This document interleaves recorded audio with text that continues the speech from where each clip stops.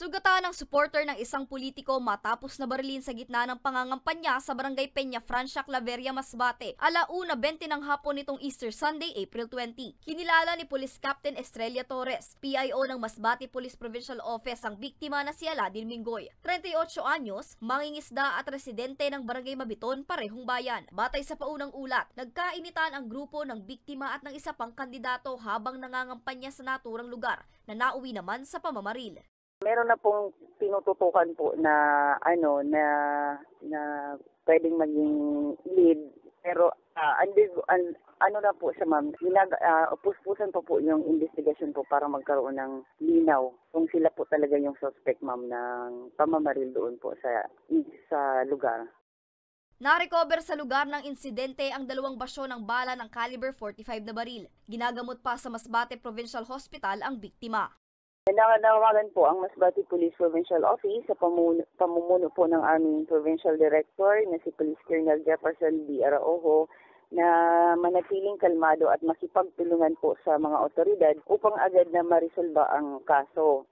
Dahil pangunahing layunin naman po ng kapulisan ang seguridad ng bawat mamamayan at hindi po kukonsintihin ang anumang uri ng karahasan, lalo na ngayong panahong eleksyon.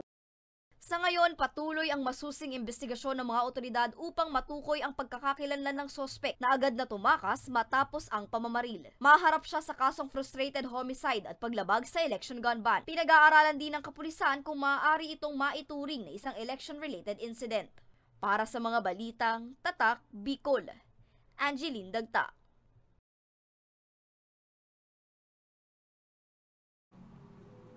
Isang street-level drug pusher ang naaresto sa isang search warrant operation sa Masbate City. Nakuha mula sa sospek ang 80 gramo ng shabu. May report si Rose Bilista. Isang street-level drug pusher ang naaresto sa isang search warrant operation sa Barangay F. Magallanes, Masbate City, alas 7:45 ng umaga nitong Lunes, April 21. Kinilala ang suspect na si Levi, hindi tunay na pangalan. 46 anyos, isang electrician at residente ng nasabing barangay. Nakumpiska mula kay Levi ang 10 large-size plastic sachets, 3 medium-size heat-sealed sachets, 2 small-size sachets na naglalaman ng hinihinalaang shabu, at isang maliit na plastic sachet na may drug residue na may tinatayang timbang na 80 gramo at tinatayang nagkakahalaga ng 544,000 pesos. Ayon kay Police Captain Estrella Torres, tagapagsalita ng Masbate PPO, matagal nang minamanmanan ng suspect dahil sa pagtutulak ng droga. Ma'am, automatic po, ma'am, na tinaturn over po yung mga recovered evidence natin dun po sa pagtapos po na ma-return po sa court ng issuing search warrant.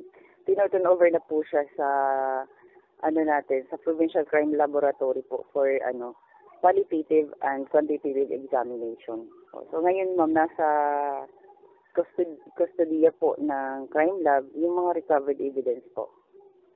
Naaresto ang suspect ng pinagsanib na pwersa ng Masbate City Police Station, Provincial Intelligence Unit at Provincial Police Drug Enforcement Unit sa bisa ng isang warrant of arrest. Listed po siya dun sa street level individual natin, ma'am, na lista po ng from sa PNP po and din sa PDEA. Kaya binabantayan po, ma'am, ng mga operatiba po natin. Kasalukuyang nasa kustodiya ng Masbate CPS ang suspect at mahaharap sa kasong paglabag sa Republic Act 9165 o Comprehensive Dangerous Drugs Act of 2002. Para sa mga balitang Tatak, Bicol, Rose Bilista.